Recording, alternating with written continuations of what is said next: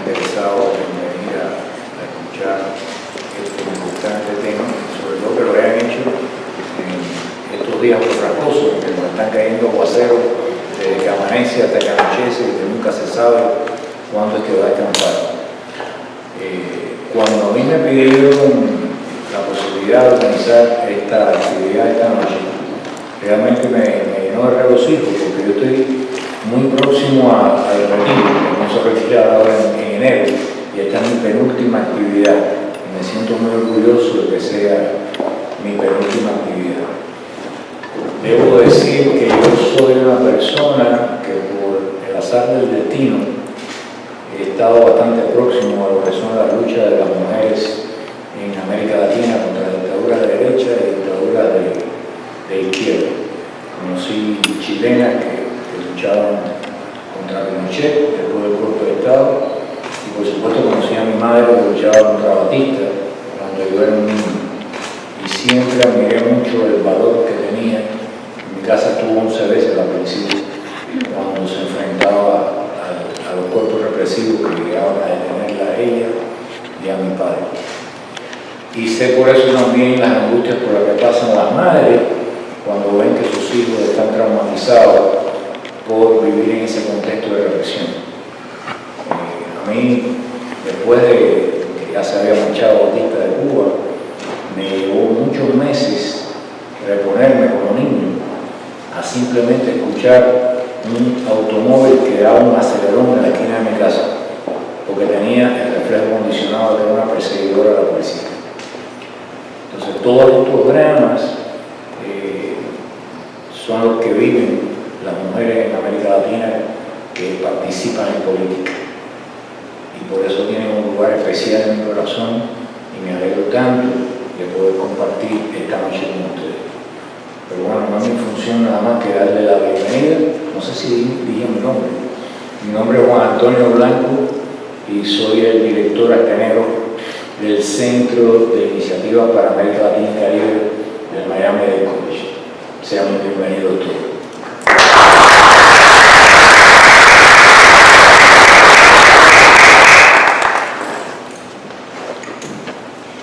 Buenas tardes a todos y gracias por venir.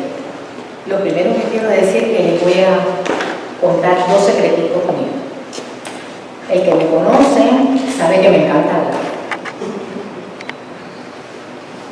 Pero el segundo secretito es que cuando veo un micrófono delante de mí, me paralizo. Pero bueno, voy a hacer, pues les voy a hablar de mi corazón, ¿verdad? La misión que tiene cada 15 segundos nuestra fundación es llevar a través de foros literarios la herramienta para liberar, emancipar a la mujer y liberar sus emociones atrapadas. Porque no existe la empoderación si no existe la emancipación. Cuando la mujer se emancipa es cuando la humanidad se va también a emancipar. ¿Por qué? Porque todo está creado a través del vientre de la mujer. ¿Qué quiere decir? Que todas esas emociones atrapadas que tenemos nosotras las mujeres están atrapadas en cada uno de los seres humanos que existimos en el planeta Tierra. Por eso es importante que la mujer se emancipe. Porque no es lo mismo liberarse que emanciparse. Porque liberarse sigues con emociones atrapadas dentro de ti. Sigues con esa maleta que llevas de emociones arrastrándole por el resto de tu vida. Entonces, como dice María Elena, alza tu voz. Si no hablas de lo que pasa, dejas que pase. Y también ella repite, todo está en los libros. Por eso hemos usado los foros literarios para dar una herramienta a la mujer a que pueda liberar esas emociones atrapadas. Ahora me toca presentar a María Elena. ¿Qué sucede con María Elena? Les tengo que hablar primero de la parte humana de María Elena, que para mí es la más importante. María Elena yo la conocí hace un par de meses y para mí es como si la hubiera conocido de toda mi vida. Es una mujer muy inteligente, pero es una mujer muy sencilla, muy honesta y muy leal. Eso para cualquier persona es lo más importante, la lealtad que uno tenga a uno mismo, ¿verdad? A sus principios. Ella es una periodista de 20 años en televisión y renunció por esa lealtad, entonces eso merece un reconocimiento, ¿verdad? Ella es escritora, ella es la autora de 3 libros muy importantes. En este momento trajimos a La Habana sin tacón, que es una experiencia que ella vivió en La Habana y de donde surgió para 15 segundos, que fue de su último libro, que es Tatuaje de lágrimas. Entonces ahora le voy a pasar el micrófono para liberarme a María Elena. Quiero decirle que ella es nuestra representante de nosotras las mujeres. Ella ha sido asignada para que nos represente. Aquí se la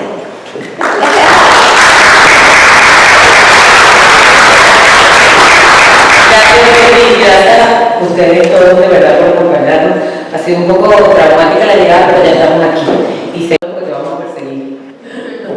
Hablando de persecución política el día de hoy. Y gracias a mi Fefi por esas palabras. Fefi es una de nuestras directoras fundadoras, junto con Nina Fuentes, de esta organización que tenemos cada 15 segundos, que se llama así porque cada 15 segundos agrega una mujer en el mundo, y ese es uno de nuestros grandes retos: organizar eventos literarios, culturales, crear conciencia, poner temas difíciles en el tapete, discutir de las cosas de las cuales no se discuten para lograr que haya cambios y haya avances, ¿no? Fefi es una especialista en focus group y tiene muchos años en televisión, por eso es que ella se conmueve y todo esto muchas veces ocurre porque ella produce estas propuestas de nuestros foros literarios y está interesada en dejar un legado que tiene que ver con eso, con la situación de la mujer. Así que hoy hemos elegido el tema de la persecución política porque entendemos que de alguna forma también se trata de un aspecto que violenta a la mujer en alguna forma.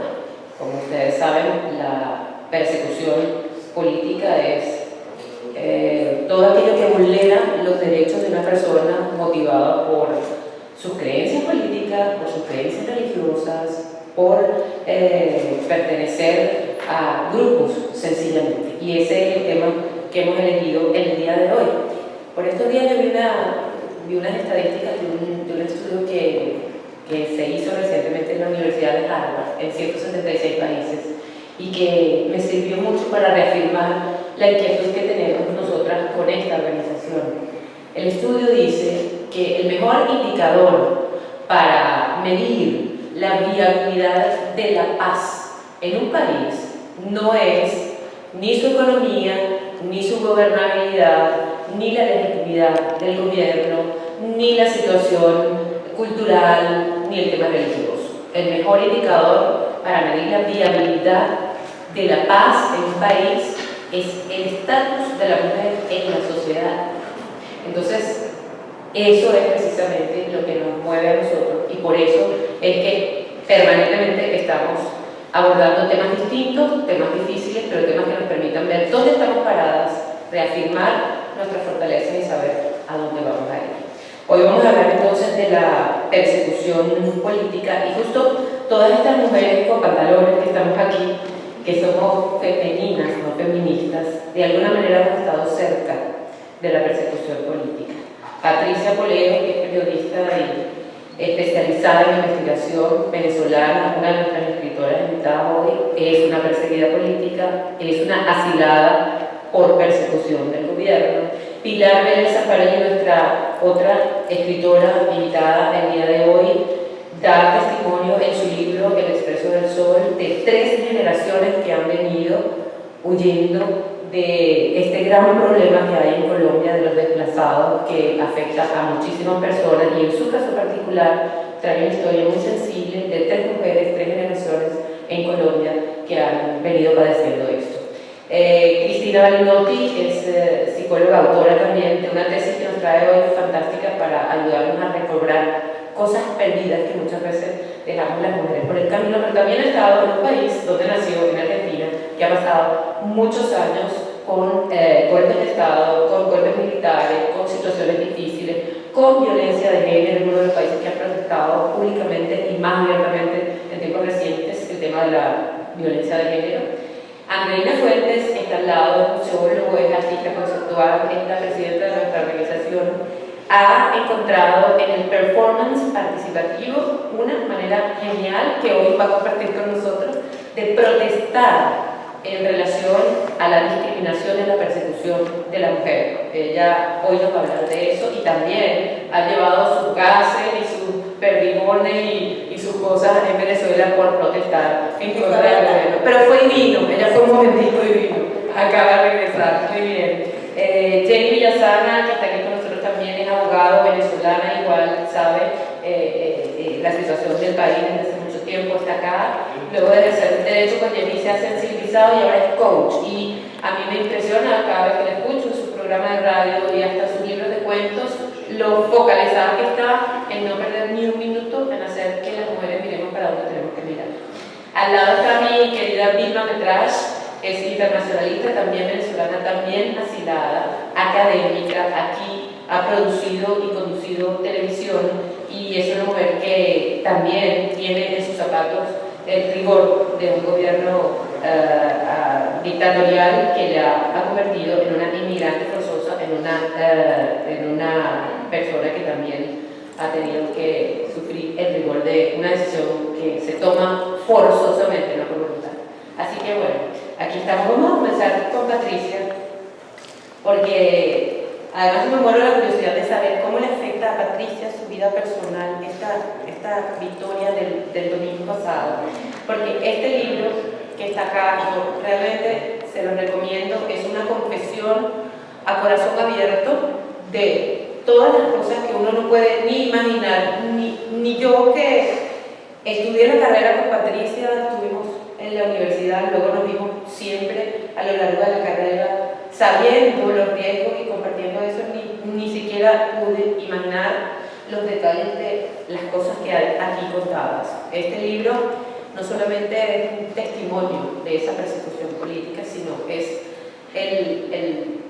el sentimiento de una mujer que tiene que vérsela con una situación como esta, ¿no? Entonces, vamos a comenzar con Patricia y le digo que Patricia, además, es la muestra de cómo la sociedad da giros culturales que son importantes.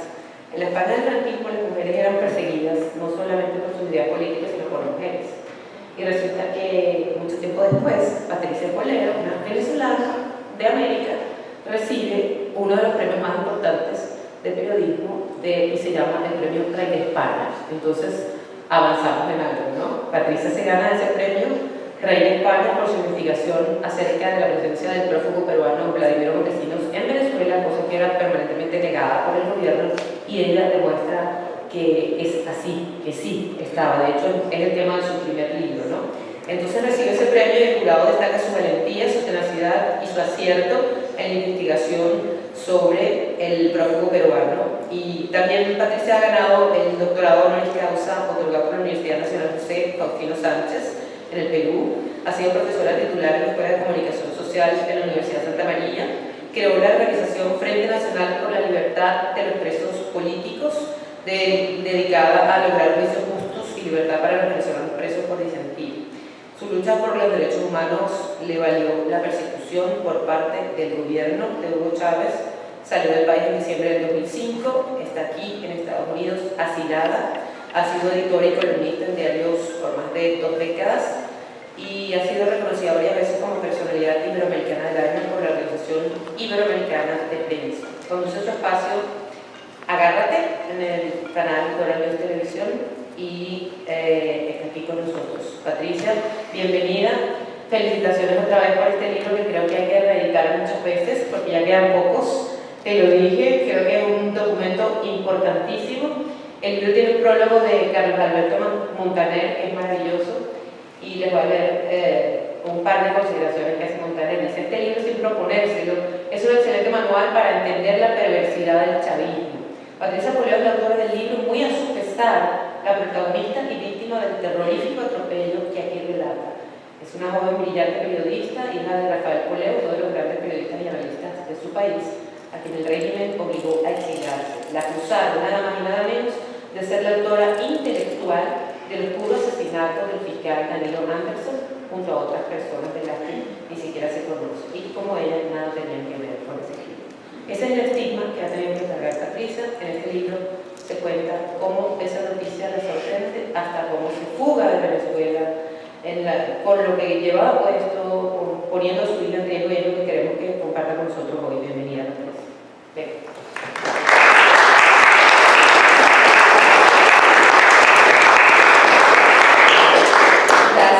Gracias Mari.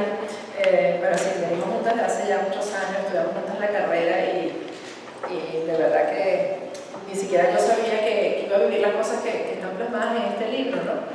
Y la pregunta que deja Mari para que yo comience mis palabras es que estoy viviendo el día de hoy después de los resultados que ya conocemos del domingo, y la verdad es que estoy viviendo momentos bien emocionalmente difíciles, parece mentira, porque me estoy encontrando ahora en una circunstancia para la cual he luchado durante 10 años. Dentro de 2 días cumplo 10 años aquí en Estados Unidos, justo el 10 de diciembre que se celebra el Día Internacional de los Derechos Humanos, de la lucha por los derechos humanos. Llegué yo aquí a Estados Unidos y comenzó un proceso de no permitir que esto, o que la persecución en Venezuela, la acusación tan terrible que me habían hecho, acabara con mi vida, y sobre todo porque yo tenía una hija por la que tenía que luchar, por la que tenía que vivir. Los momentos fueron muy duros, fueron muy difíciles, y hay una terapista que yo conozco que dice que yo soy el gran ejemplo de, nunca sé pronunciar la palabra, pero creo que es resiliencia, porque todo lo supero de una forma. He vivido cosas muy duras, muy difíciles, pero creo que el momento que estoy viviendo ahora, específicamente, es un momento de tomar decisiones, porque, bueno, se habla de que a los presos y perseguidos políticos, a los quienes estamos en el exilio, pues nos va a proteger una ley de amnistía. Y hoy llamé a un abogado que fue mi abogado de Venezuela, que estuvo conmigo en todas las acusaciones que se me han hecho, que van desde traición a la patria, homicidio, pasando por difamación de injuria, que es la más leve y la que estamos acostumbrados los periodistas. Y yo le pregunté qué era eso de la amnistía, porque legalmente o jurídicamente no sé exactamente qué es, porque lo que yo me pongo a pensar es, sé que la amnistía es un perdón, pero yo no he hecho nada para que me perdonen, ¿no? Y entonces ya todo el mundo va a decir, bueno, ya va a venir Patricia con sus conflictos, ¿no? Porque yo no estoy de acuerdo con que me perdonen, porque yo no he hecho nada. Entonces, siempre he soñado con que se me haga un juicio en el que yo me pueda defender. Un juicio donde vayan quienes me acusaron y me enfrenten, y donde yo pueda mostrar las pruebas o pueda defenderme eso, lo que nunca pude hacer. Solamente pude hacerlo en este país, cuando se me revisó de arriba abajo a ver si de verdad yo era capaz de poner una bomba, a ver si yo era capaz de ir a una selva en el Darién a reunirme con unos criminales para planificar un crimen. Entonces aquí en este país yo sí me puedo defender, pero en el mío yo no me he podido nunca defender, y sueño con eso. Entonces el abogado me decía que la palabra amnistía venía de amnesia. Eso significaba que todo se olvida. Y yo digo, bueno, ¿y cómo hago yo para que me dé amnesia? Yo de verdad quisiera tomar una pastilla y olvidar lo que me hicieron, pero no porque yo tenga sed de venganza, sino porque yo creo que hay que hacer justicia. Sobre todo porque él me explicó, y eso no se lo he contado a Mari porque me acabo de conversar con el abogado, él me explicó que si mi caso o la acusación en mi contra entra en este proceso de amnistía, eso va a proteger a quienes de verdad asesinaron a la persona, porque lo que se olvida es el hecho. La amnesia es sobre el hecho, sobre el crimen. La amnesia no es sobre la acusación que se hace con la persona. Entonces, si yo acepto que se me amnistíe, pues entonces tengo que aceptar que a las personas que asesinaron a Danilo Anderson también se les perdone, o también se les amnistíe. Es decir, que se olvide que a este señor lo mataron. Entonces, para mí, yo estoy en este momento, justo en este momento, viviendo una crisis existencial, porque por supuesto yo quiero volver a mi país, pero no bajo esas condiciones. Porque yo no quiero que se me use a mí para perdonar a quienes sí cometieron ese crimen. Y yo no quiero que se me use a mí para perdonar a quienes me montaron una acusación de la forma que me la montaron. Es decir, que sea yo el que perdone y olvide. Porque yo creo, y siempre he dicho que yo voy a luchar por eso hasta el fin de mis días, de que aquí tiene que venir un proceso que se haga justicia, porque nunca habrá paz si no se hace justicia. Y yo estuve tan cerca del proceso peruano, con Fujimori, etc. Yo entendí cómo el pueblo peruano se reconcilió con la democracia, se reconcilió con sus instituciones, después de que se vivió un proceso de justicia, donde se le dijo al pueblo quién había hecho qué, y se llevó a la cárcel a quienes habían cometido los crímenes. Entonces yo estoy en una situación ahorita como mujer, bien complicada porque mi esposo y yo estamos separados precisamente por esta persecución. Estamos viviendo un momento complicado porque él sí considera que hay que aceptarlo. Él está acusado de violación, de violar a una mujer. Entonces yo me pregunto cómo se olvida que a él le echaron encima esta vergüenza, ¿verdad? Y cómo se pasa la página, ¿no? Yo como mujer he sentido que, además en Venezuela, quienes nos han perseguido han sido las mujeres. Tenemos una fiscal general y yo siempre digo, ¿cómo es posible que sean las mujeres las más perversas? ¿Cómo es posible que sean las mujeres las que se ensañen contra mujeres? Hoy, la juez María Lourdes Afiuni fue a juicio nuevamente y le dijo al juez, toma tú la decisión de cerrar mi caso y no que en enero me proteja una ley de amnistía para que pases a la historia como un hombre que hizo justicia. No permitas que sea la ley de amnistía la que me proteja. Y yo me imagino que es porque como ella es juez, ella sabe lo que es una ley de amnistía. Entonces, siempre va a quedar en el aire que fue que a uno lo perdonaron y no que uno no cometió ese crimen, porque yo en mi vida me comí una luz roja. Bueno, aquí se me pusieron como 3 tickets cuando llegué. Pero yo nunca había cruzado la línea roja del delito ni del crimen. Y cuando me acusaron de todas las cosas esas que me acusaron, yo decía, bueno, ¿cómo esta gente va a decir que yo me fui para una selva, para el Darién, donde no se puede entrar sino con vehículos específicos, y ahí me reuní con varios criminales y yo les dije que tenían que asesinar a un fiscal, ¿no? Porque además a mí me pica un mosquito y puedo pasar un mes en cama. Yo decía, ¿cómo estuve yo en esa selva? Porque además hicieron de mí así como la mujer, capaz de, sobre todo había hasta generales de la Guardia Nacional a quienes supuestamente yo les di la orden. Había un paramilitar que por cierto la carne cuando tenía 40 años y yo también le di la orden, un Jorge 40, o sea, unas cosas realmente para que si fuera verdad fuera una película muy buena. Bueno, yo por supuesto si esto se lo hubieran hecho un hombre quizás las cosas hubieran sido distintas, pero se lo hicieron a una mujer que tenía una niñita que era madre divorciada y que me tuve que venir, yo salí de Venezuela en un barco, toda esa historia está contada en el libro, ¿no? Salí escondida en un barco y 3 días después llegó mi hija aquí y que me pude reunir con ella porque estuve un mes escondida. Yo siempre he hecho el cuento de que yo soy distinta a todas las mujeres que no quieren cumplir años. Yo desde que era chiquita quería cumplir 40 años y soñaba con tener 40 años porque yo decía que a los 40 años era que yo iba a tener la plenitud de vida, ya iba a haber criado, ya podía ser una mujer independiente y resulta que en los 40 años me pasé encerrada porque me mandaron a detener 4 días antes de cumplir 40 años. Los pasé encerrada, sola, escondida, tomando la decisión de qué iba a hacer. Los 50 años los acabo de cumplir y no me pensé tampoco que 50 años iba a cumplir yo fuera de mi casa.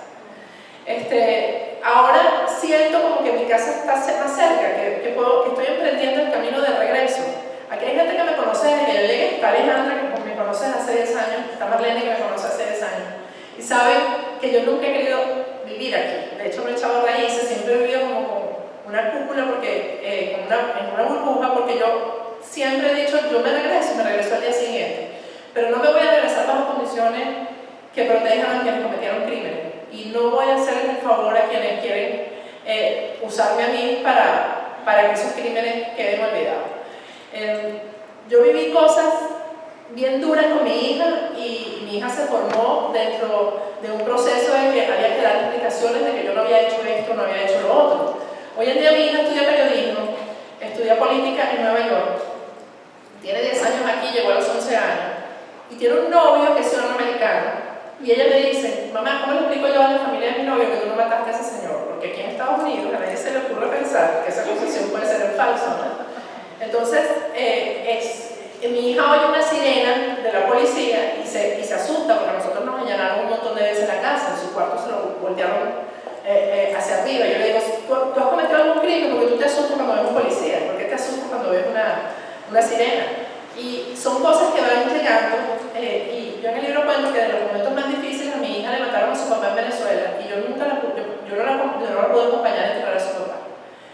Y siempre sentí, yo siempre decía, Dios mío, porque nunca me he querido sentir menos o débil por ser mujer, pero yo decía, Dios mío, ¿hasta cuándo yo podré soportar esto sin que mi hija me vea llorando, sin que mi hija me vea sufrir y sin que mi hija reciba el trauma de lo que su mamá vivió y de lo que ella misma está viviendo? Y siempre traté todas estas situaciones como la película La vida es bella. Yo le hacía risa de todo. Por ejemplo, cuando nos allanaron la casa en Venezuela, yo le decía, mira, buenísimo, porque con ese allanamiento conseguí un montón de cosas que estaban perdidas. Porque me revolvieron todas las gavetas, o sea, yo siempre traté de hacerle la vida a ella, de hacérsela más fácil, pero por lo menos la formé con la fortaleza de que cuando uno está diciendo la verdad, uno no debe nunca sentirse amedrentado, uno nunca debe sentirse débil, porque la verdad es lo que le da la fortaleza a uno. Es muy duro porque yo cuando llegué aquí hace 10 años, yo siempre decía, parecía una loca, que esto no era un hecho aislado lo que estaba pasando conmigo, sino que era una política de Estado, y que la persecución venía contra todos y contra todas. Y ahora se ha demostrado que la persecución en Venezuela tiene mil caras. Todos mis colegas, mis amigas, casi todas ya están aquí o están en otros países. No las dejan decir en Venezuela lo que tienen que decir. Aparte de eso, cualquier mujer venezolana está perseguida porque sabe que en cualquier momento le matan a sus hijos cuando salgan. Eso es persecución, eso es hostigamiento, y nos pega mucho más a las mujeres porque somos las que tenemos que salir, por ejemplo, a conseguir los alimentos que no se consiguen en Venezuela. En Venezuela el cuadro familiar ha cambiado precisamente porque las emociones de la mujer han tenido que cambiar con respecto a lo que es la familia, con respecto a lo que es el sustento familiar, no se hable de la cantidad de familias destruidas que hay precisamente por la migración. Yo siempre a mí no me gusta hacer el papel de perseguida, de que, y lo voy a decir aquí vulgarmente, que me jodieron, porque realmente yo digo que uno tiene que luchar es para demostrar que a mí nunca me pudieron joder, ¿no?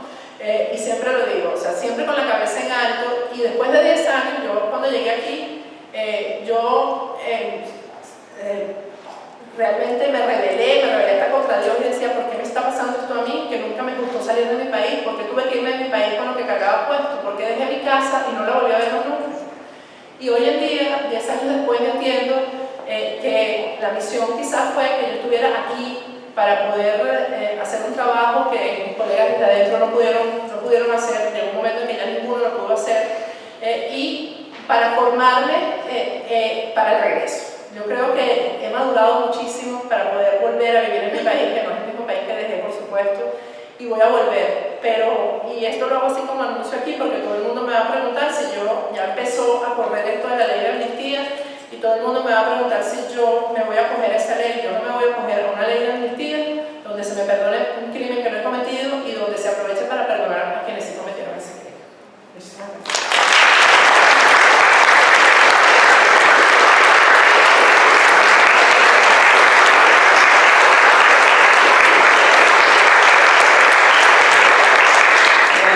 Yo les vuelvo a recomendar que revisen el libro porque de verdad tiene pasajes escalofriantes, muy reveladores de cosas que uno ni se imagina, porque hay que ver la ligereza con la que uno muchas veces lee hasta una noticia y resulta que hay cosas realmente graves y cosas de las que yo supongo que no te podrás olvidar.